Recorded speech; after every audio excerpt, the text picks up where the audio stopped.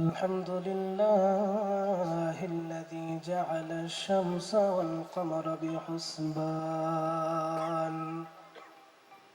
والنجم والشجر يسجدان وفضل زمانا على زمان كما فضل مكانا على مكان وإنسانا على إنسان ونشهد أن لا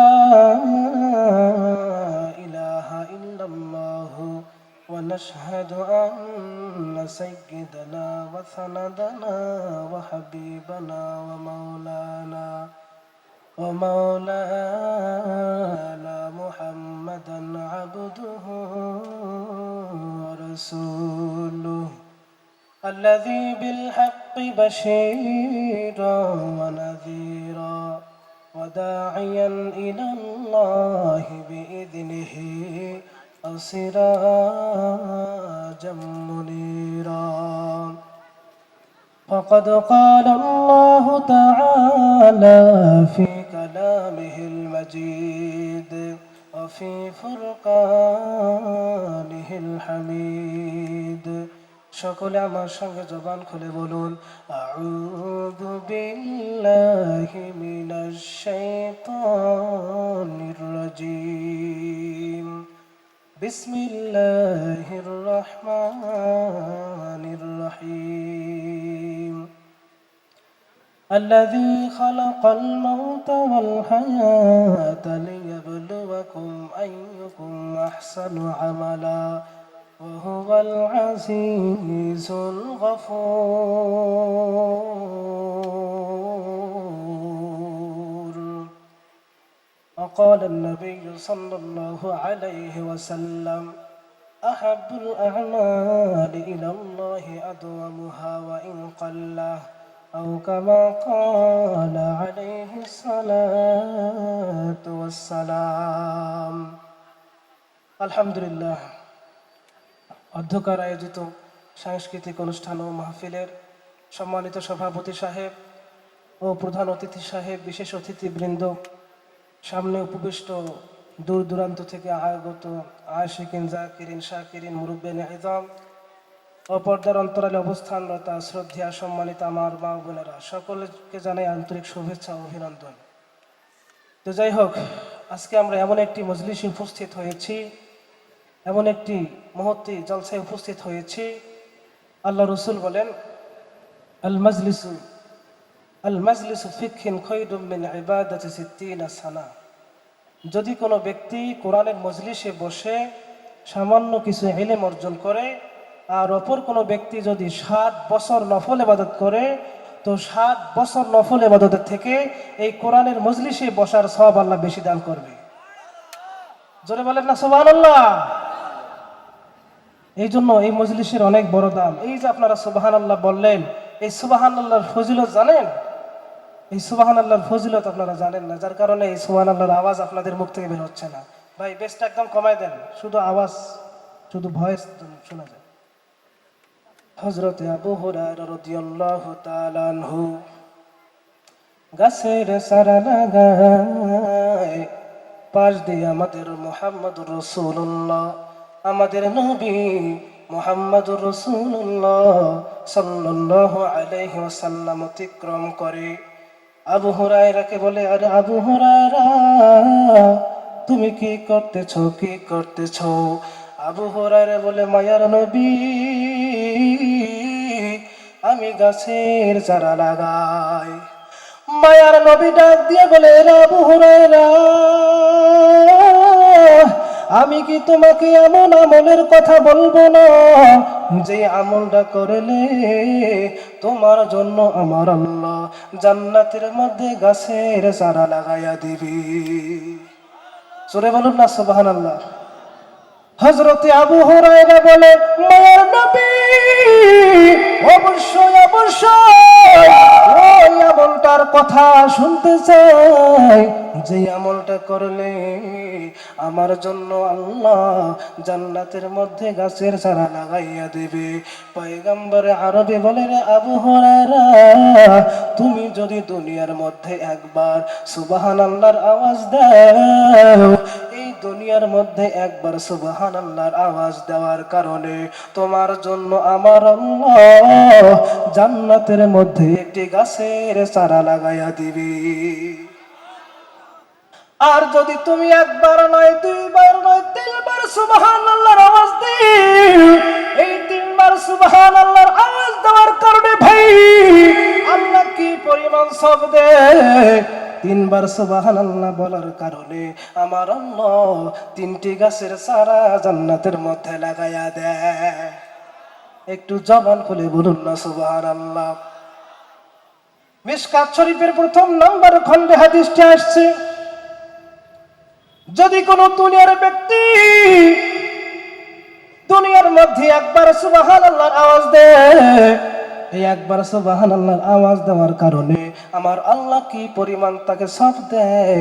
পয়গম্বর বলে, যদি দুনিয়ার কোন ধনাঢ্য ব্যক্তি জমিন থেকে আসমান পর্যন্ত স্বর্ণ রূপা টাকা পয়সা আল্লাহ রাস্তায় সদকা করে দেয়, ওই যে ধনাঢ্য ব্যক্তি স্বর্ণ রূপা টাকা পয়সা আল্লাহ রাস্তায় দান করে দেওয়ার কারণে যেই পরিমাণ সওয়াব তার আমলনামায় দেয়, তার থেকে দ্বিগুণ সওয়াব একবার সুবহানাল্লাহ বলনেওয়ালা ব্যক্তির আমলনামায় দান করে দেয়। একটু জবান খুলে বলুন না সুবহানাল্লাহ। এর নবীর উম্মতের দল, এই মজলিসটা হচ্ছে কোরআনের মজলিস, এই মজলিসের বড়ই দাম। এই মজলিসে দ্বীনের কথা হয়, এই দ্বীনের কথা শুনলে যদি কোনো ব্যক্তি ইমানদার হয়, আমলদার হয়, এই মজলিসের মধ্যে কোনো ব্যক্তি যদি বসার কারণে দুনিয়াবি ইলম নয় কোরআনের ইলম অর্জন করে রে ভাই, ওই ব্যক্তি এমন সওয়াব আল্লাহ দেয় 60 বছর 70 বছর নফল ইবাদত করার কারণে যেই পরিমাণ সওয়াব হয়, একটা কোরআনের মজলিসে বসে সামান্য কোরআনের ইলম অর্জন করলে তার থেকে দ্বিগুণ সওয়াব হয়। তো জোরে বলুন না সুবহানাল্লাহ। তাহলে আমি সূরাতুল মুলুকের 2 নম্বর আয়াত পাঠ করেছিলাম। আল্লাহ বলেন মানব জাতিকে, আল্লাযী খালাকাল মাউতা ওয়াল হায়াতা, আল্লাহ বলেন মানব জাতিকে আমি হায়াত এবং মাউত দিয়েছি লিয়াবলুয়াকুম, পরীক্ষা করার জন্য। কি পরীক্ষা করবেন? আল্লাহ বলেন আইয়ুকুম আহসানু আমালা, আল্লাহ বলেন আমার বান্দাদেরকে আমি উত্তম আমল দিয়ে পরীক্ষা করব। আল্লাহ এখানে আকসারু আমালা বলেন নাই, আল্লাহ অনেক আমল দিয়ে পরীক্ষা করবেন না রে ভাই। আল্লাহ এখানে বলেছেন আহসানু আমালা, আল্লাহ সুন্দর আমল দিয়ে পরীক্ষা করবেন। কাজেই যতই আমল হয়, যদি আমলটা সুন্দর হয়, ওই আমলটাই আমার আল্লাহর কাছে অনেক প্রিয়। বলি সুবহানাল্লাহ। আল্লাহ রাসূল বলেন আহাব্বুল আমাল ইলাল্লাহ আদওয়ামুহা ওয়া ইন কাল্লা, আল্লাহ রাসূল বলেন যদি কোনো ব্যক্তি এমন আমল করে যেটা সর্বদাই হয়, যদিও অল্প হয়, ওই আমলটাই আমার আল্লাহর কাছে সবচেয়ে প্রিয়। বলি সুবহানাল্লাহ। এই যে মসজিদের উদ্যোগে মাহফিল, এই মসজিদের কি পরিমাণ দান, এই মসজিদের দান করার কারণে কি পরিমাণ সওয়াব হয়।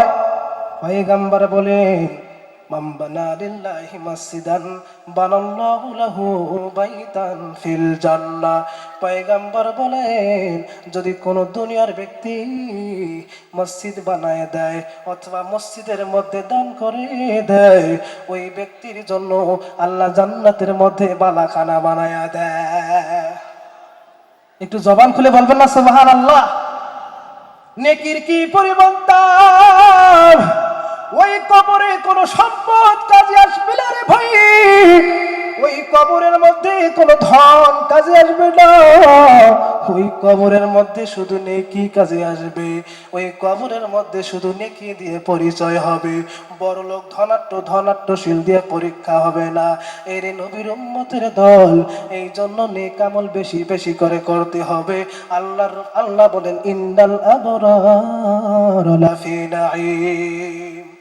যে ব্যক্তি নেককার পরহেজগার মুত্তাকি, ওই ব্যক্তি জান্নাতে, ওই ব্যক্তি জান্নাতের মধ্যে যাবে রে ভাই।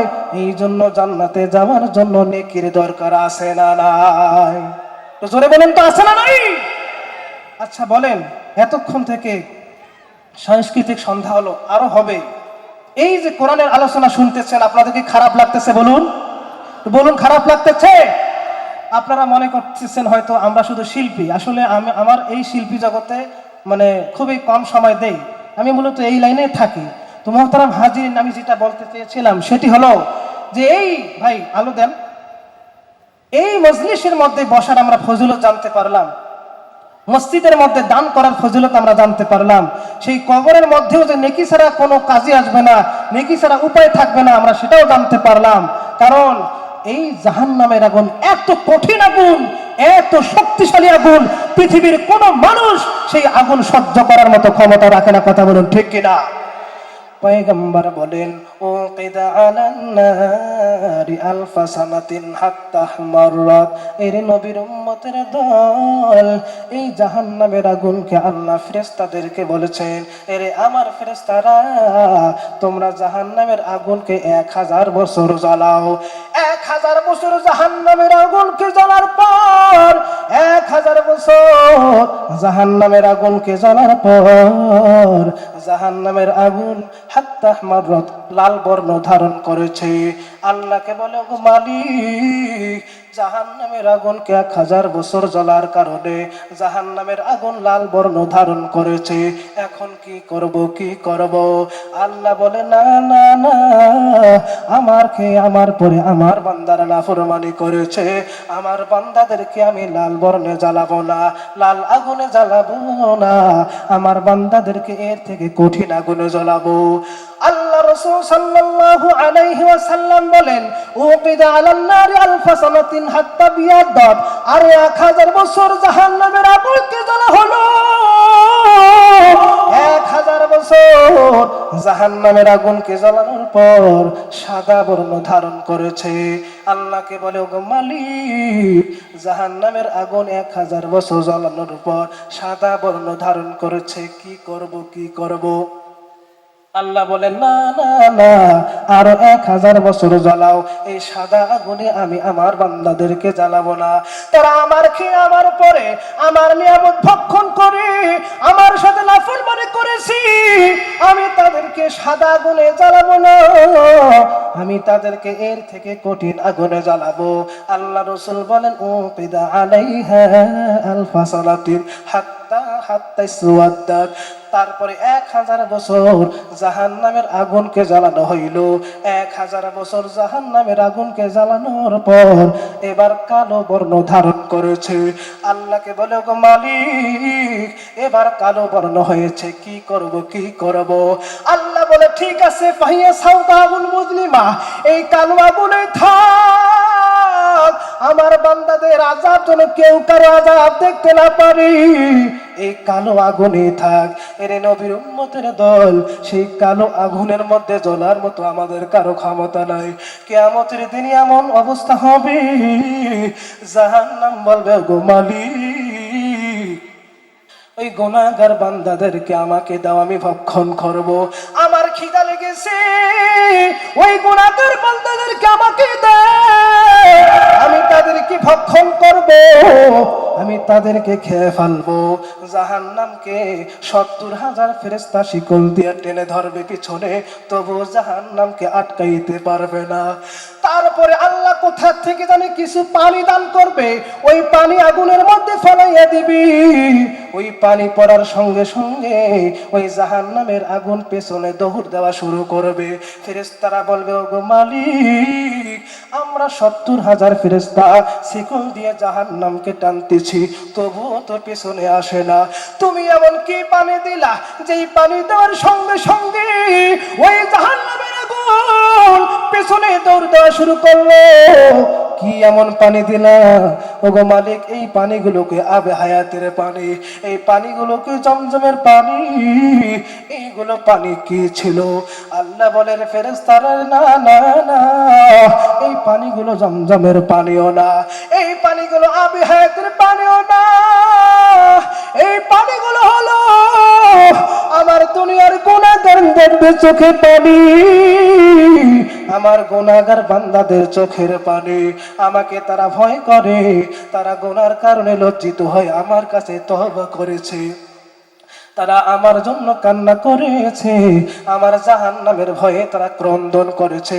এই পানিগুলো আমি জাহান্নামের মধ্যে দিয়েছি, যার কারণে জাহান্নাম পিছনে দৌড় দেওয়া শুরু করছে। এই জন্য জাহান্নামকে ভয় করতে হবে রে ভাই। জাহান্নামের আগুন বড় ভয়ঙ্কর, সেই জাহান্নামের মধ্যে জ্বলার মতো আমাদের কারো ক্ষমতা নাই। সেই দিন কেউ কাউকে চিনবে না, সবাই সবার কাছ থেকে পলায়ন করবে, শুধু নেকি আমাদের কাজে আসবে। যখন মানুষ মারা যায়, আল্লাহ রাসূল বলেন ইদা মাতাল ইনসান, যখন মানুষ মারা যায়, ইনকাতা আনহু আমালুহু, তার সমস্ত আমলের দরজা বন্ধ করে দেয়, শুধু তিনটি আমলের দরজা বাকি থাকে। আউয়াল সাদকাতুন জারিয়া মিন সাদকাতিন জারিয়া, আল্লাহ রাসূল বলেন শুধু সদকায়ে জারিয়া বাকি থাকে। এই সদকায়ে জারিয়া কি? দুনিয়ার কোন ব্যক্তি যদি মসজিদ বানায় দেয়, মসজিদ নির্মাণের জন্য দান করে, সেই দানগুলো তার মৃত্যুর পরেও সদকায়ে জারি হিসাবে সব পেতেই থাকে। বলি সুবহানাল্লাহ।